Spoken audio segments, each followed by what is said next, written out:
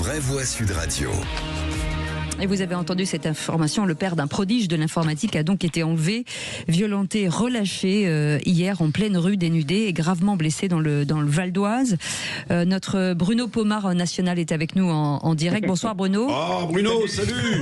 Salut Vraie. Ancien membre du RAID et maire de Belleflou. Alors bien entendu, on a fait appel à vous puisque vous êtes un ancien du RAID, donc tout ce qui est prise d'otages et forcément et enlèvement, ça faisait partie de vos prérogatives. Oui, je courais après les voyous, hein. Je faisais pas les enlèvements. Hein. Oui, bien sûr, oui, on a bien compris.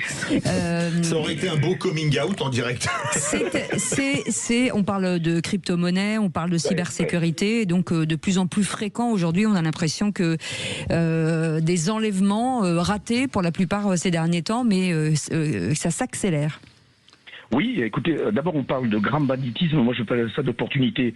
Alors quand on parle de grand banditisme, en fin de compte, on n'a pas affaire à des grands bandits comme on a connu dans les années 80, dans les années 70. En fait, on se rend compte que ce sont souvent des bandes de jeunes. On l'a vu avec l'affaire du Louvre sur les bijoux, on le voit avec la crypto-monnaie depuis des mois et des mois, et les bijouteries, vous savez, les braquages de bijouterie avec des motos.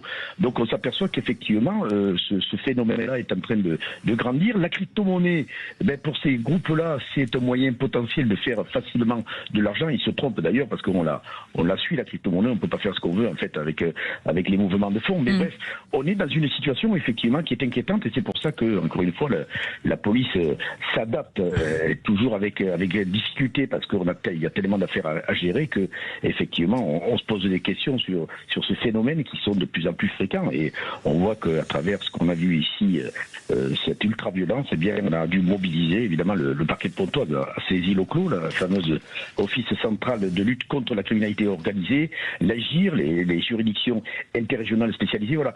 Tout le monde est en réaction très rapide et c'est pour ça qu'on trouve des réponses rapides. Les anticiper, évidemment, c'est très compliqué parce qu'on a affaire à des bandes qui sont capables de se réunir rapidement et de passer à l'action très très vite à partir du moment où ils ont une cible. Rapidement, Bruno Pomar, ce sont des amateurs ?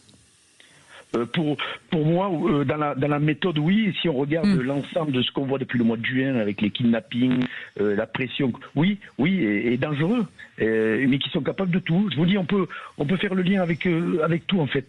Le Louvre, les bijouteries et la crypto-monnaie, on voit bien qu'on n'a pas affaire. On a affaire à des gens qui réagissent rapidement et qui trouvent des cibles effectivement à attaquer, mais on a affaire pas à des super grands bandits, quoi. C'est ça le cas. Merci beaucoup Bruno Pomar, merci d'avoir accepté cette invitation, ancien membre du RAID et maire de Belleflou.